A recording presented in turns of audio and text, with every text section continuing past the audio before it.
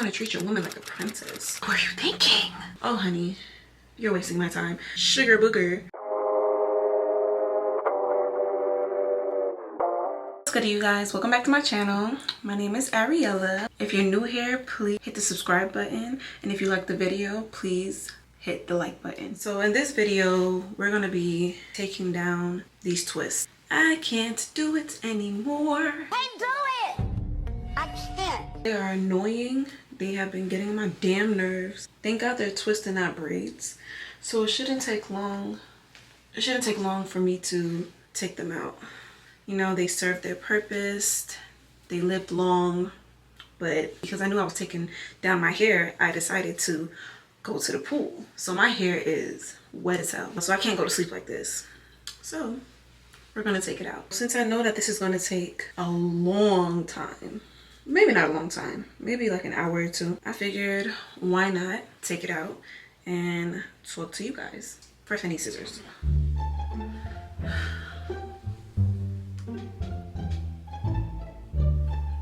Let's pretend my hair is like right here. Yeah. What you guys got going on? Any tea? Are you guys watching Power? Like, have y'all seen the first 3 episodes? Spoiler alert, because I'm about to talk about them. Yo, that last episode had me rolling.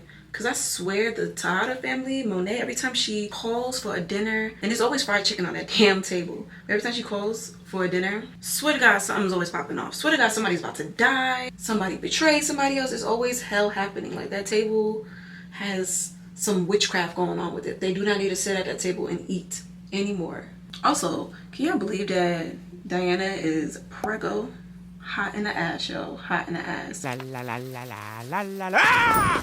And I know that she's probably going to say that it's Tariq's, knowing damn well it's that other dude's name. Whatever his name is, the one that was at that candy shop or whatever. Homeboy, I'm pretty sure it's his. I'm pretty sure she about to be like, yeah, Tariq, I'm having your baby. Well, I'm pregnant. You tell me what the... Don't kill me because I'm having your baby. Say this, you're gonna tell them my name. I'm carrying your grandchild. I'm pregnant. I swear, every time I see Diana and freaking Drew on the screen, it just pisses me off. Also, what were y'all thoughts on Monet having her kids freaking bagging the freaking sugar booger since they were little kids? Like, what were you thinking? In the name of protecting the family? No, ma'am. You turned your kids into fucking drug dealers. What? Bro, what are you talking about, man? At a young freaking age. For what? For why? And then she's sitting there talking about she about to start a business again and she want all her kids to help her out. Ma'am. Let me hold your hand when I tell you this. It didn't work out last time. It's not gonna work out again. Leave the game alone. It's not for you. It's not gonna work. Your soldiers are literally your children. Who you gonna call on to freaking handle business? You ain't got nobody else. And then the brains of operations is Tariq, and Tariq not messing with y'all. What business? What business, my good sis? With who? To do what? Yeah, I don't know. And speaking of that freaking sugar booger, y'all saw freaking Brayden hit that line like, Lord. Took a bump of that sugar booger. Tommy Jr. for real. Tommy Jr. in the making. And then also his sister on it too. Tripping out. Y'all saw her tripping? She was tripping. Brayden really might be a Tommy Jr. because when Tariq was about to get killed, he came in guns blazing. Say hello to my little friend! I feel like Brayden is on the verge of freaking snapping, and we about to get a Tommy and Holly 2.0. I don't know, maybe. Yeah, I know Tariq is smart, but he got Brayden to sell his damn vehicle for them to get bread, for him to get back in the game, and he's moving all sneaky and stuff. Like, you be making the most impossible things happen, but just tell your boy, just tell him what's going on. Why are you still keeping him in the dark? If there's something you want to tell me, just tell me. Is there something you want to tell me? Is there something you want to hear? As if he's new to this and not true to this. Like, how do y'all have this whole freaking bad boys speech together about how y'all want to do this and do that, and Brayden is writing for you, but you're keeping this man in the dark? Also, Effie is so freaking gullible. She's smart, but she's so gullible. After you just try to get this man killed, even though you text him, letting him know that there's a bounty on his head, you really think that this man's gonna come up to you and be like, yeah, you know, there's other people selling drugs in y'all territory. I'm just trying to look out for you. Honey, the Delulu is kicking in. Take a look around. Do you see her anywhere? News flash. You're not gonna. Like, you really wanted to believe this man. You still want this man after you violated. Get out of Delulu land, mama. Get out of Delulu land. And I cannot believe Kane is cracking Norma. Like, he really clapping them cheeks. First of all, that man got mommy issues. He got some mommy issues. I swear to God. It's like, I don't know, I can't explain it, but that boy got mommy issues. And then Noma, what were you thinking? What made you think? Like, you're getting caught slipping. You know what I'm saying? This man popped up on you in the middle of the night, and you really try to sit there and act like you don't know why he was there. And then Drew fighting so hard to freaking be her right-hand man, and he freaking gave Ovi up for what? That man didn't even do nothing. I feel like that's gonna bite him in the ass later. Like, I feel like, I don't know if that was his cousin or his brother, whoever that man was. His family, they're gonna come, they're gonna see vengeance, or they're probably gonna try to kill the man. I don't know. Or the police is gonna try to get in contact with his family, and it's gonna blow the whole thing up, and Noma's gonna get exposed. Circling back to Effie, for the life of me, I don't understand why she couldn't just give Kane instructions on how to go about the freaking meeting so he doesn't get killed. But she really sat there and missed a career opportunity. You know, her way out of the game. Engineering. She had an engineering interview, and she literally skipped out on it. For Kane, just for Kane to turn around and go crack Noma cheeks. I mean, at the end of the day, she don't really like Kane like that, you know what I'm saying? She just can't have Tariq, so because of that, she's settling for Kane. But I don't know why Kane is trying Effie, as if Effie won't blow the whole shit up and bring the whole organization down with her in it, knowing that girl is freaking loose cannon when she up in her feelings. So we shall see how that plays out. Also, we're seeing freaking Tate's brother snitching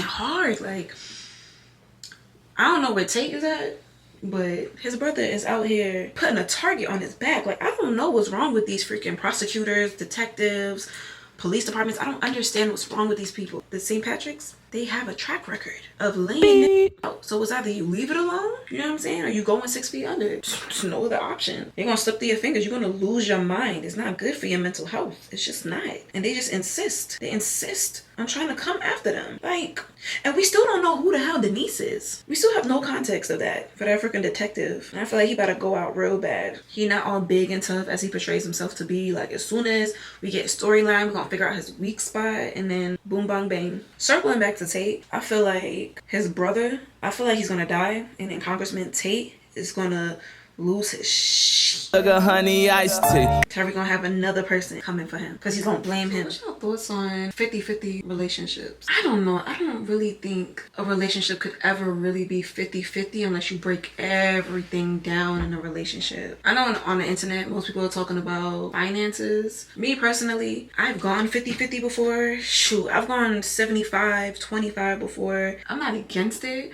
but I'm not saying that I'm for it. It just depends on your situation and the type of relationship you want to have. Most women want their men to... Oh no, it was synthetic. Okay, I thought that was my hair. Boy. Anyways, most women want their men to pay majority of the bills if they can. And if they can't, then, you know, you pick up the slack. That's just the reality of it. I mean, in this economy, if 50-50 is the best way for you guys to survive, then I don't see nothing wrong with it. However, if the man is capable, if he's able-bodied, I don't see a reason why he can't be a full-on provider.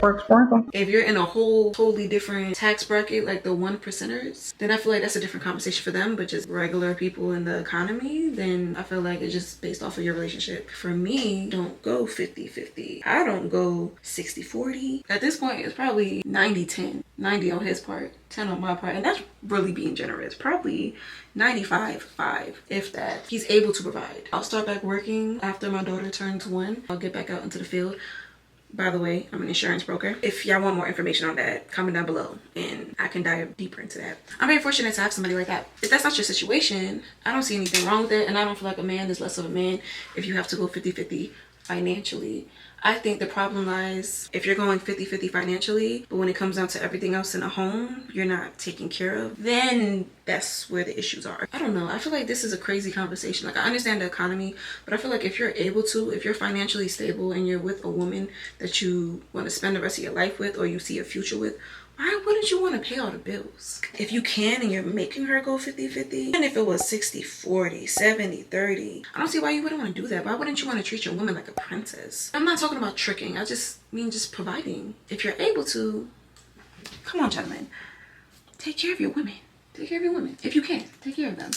Oh, y'all saw a conversation that was going around. I'm not gonna say their names. These creators, basically they was doing like a Q&A. Was asked a question about being in a relationship for 10 years and not getting married, not getting proposed to, and things like that. The female creator was just like, oh, I would leave after 10 years. After 10 years, I'm leaving. And then the other creator made a face, and then the internet went crazy. 10 years in a relationship, granted, do what works for you, because I have family members that have literally been together for decades. I mean decades. And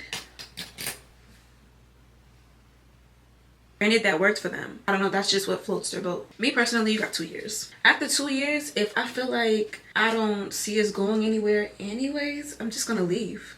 I'm just gonna leave after 2 years. I feel like we're wasting each other's time. I understand the whole big grand wedding and everything like that. That can happen. You can have a wedding, but marriage is different than the wedding. The wedding is a celebration with your friends and your family. The marriage is a commitment, a union, a vow that you have with your significant other before God. You are with somebody and you know that that's who you want to be with, and you know you want to have a wedding and get married and things of that nature. Granted, if you're able to have the type of wedding that you want to have within whatever time frame, if it works best for you, then so be it. But I don't see a reason why you can't just go get married if that's the person you want to be with, and it protects you in so many different ways. Like, let's say God forbid something happens to the other person, they're in a hospital bed and you have to make a life or death decision. It falls in the hands of the wife. If not you, then it falls in the hand of next of kin. Basically security. There's security in being married. I don't see why you guys can't save and plan for a wedding and be serious about it, but get married within the time frame, because a marriage should be for you guys and a wedding is for everybody else. So that's just my thought process on it. But 10 years, hell no. I'm not staying after 2. You got 2 years, and that's even pushing it. 2 years. If we're not having conversations about whether or not you see me as your wife within 6 to 9 months of us dating, being together, you don't know. Oh, honey, you're wasting my time. You're not dating to get married. In that same breath, once upon a time, I wasn't really a fan of marriage. I thought that it was just overrated. And I don't know, I just thought it was overrated that I just seen so many people get married and there was cheating, infidelity, abuse, just a whole bunch of crap. After they get married, it's like something switches in their head. And then as soon as they get married, it's like they get a divorce and they're done and it's over with. So for the longest time, I felt like it was overrated. It was my thought process some years back, but I thought that if I was to get married, it'll be more so as like a plan, like a business plan, basically. Like, we're doing this for security, we're doing this for financial stability and things of that nature. You know what I mean? Like, it was just like an understanding of some sort, depending on who the person was. That was just my thought process. Some years back, I thought marriage was overrated. I changed my way of thinking. I went through a purging season where there were so many people that was removed from my life. People that I would talk to on a day-to-day, you know, people that I would confide in and talk to, and basically went through a full-on removal of majority of them. This period of solitude happened while I was pregnant. I just went through a series of emotions. Granted I was pregnant, but I was sad, I was down sometimes, even depressed, and I didn't understand why. I started back journaling. For the life of me, I just couldn't get out of that funk. And what made it worse was I was not able to work because the pregnancy was such a rough pregnancy. I basically was on bed rest because I can barely stand for long periods of time. Like, I was having really bad abdominal pain. It was just a lot. Like, I had a really rough pregnancy. So I wasn't able to go out and work. So I had to stay at home. Ultimately just by myself. Like, I wasn't as social as I used to be. I wasn't stepping out as much as I used to, and granted, I couldn't step out. I couldn't go anywhere. So I literally was just in solitude, spending a lot of the days, you know, alone. Because granted, my man had to work and stuff like that. So over time, after dealing with everything that I dealt with, over time I realized that it was driving me crazy not being able to go out and work. I had to really think about it, like, damn, why is it killing me that I'm not able to go out and work? Why was it killing me that I wasn't always moving? Like I wasn't always busy, because I've always been so freaking busy my whole life. In high school, I was in hella clubs. I was in basketball, of course. I was in FBLA, which stands for Future Business Leaders of America. I was in student government. I was just in so many clubs. So literally my life would be school, church, home. I was always on the go. I was always on a move. I was always doing something, joining something, just occupying my time, and at the same time keeping up good grades, being an honor roll student, all the way until I became an adult. I had my first daughter at a very young age, and that's a story for another time. At a very young age, I was by myself. I was hustling and bustling. I got a second job, which is the insurance, my career now, which is an insurance broker. I was working at least minimum 6 days a week. Now that I'm in a state of where I cannot work while I'm pregnant, I could barely do anything. I could barely cook for the girls because I couldn't stand up for a long period of time. I was literally on bed rest for the majority of my pregnancy. I figured it out. I learned that was just a coping mechanism. And because I was always busy, I never dealt with anything that should have bothered me in my life, like certain traumas, certain things that happened to me that I just brushed off and kept pushing. Because in my head, I'm just like, I gotta keep pushing, I gotta keep going, I gotta keep hustling and bustling. I had some death in the family that hit me really hard and really just shook my entire world.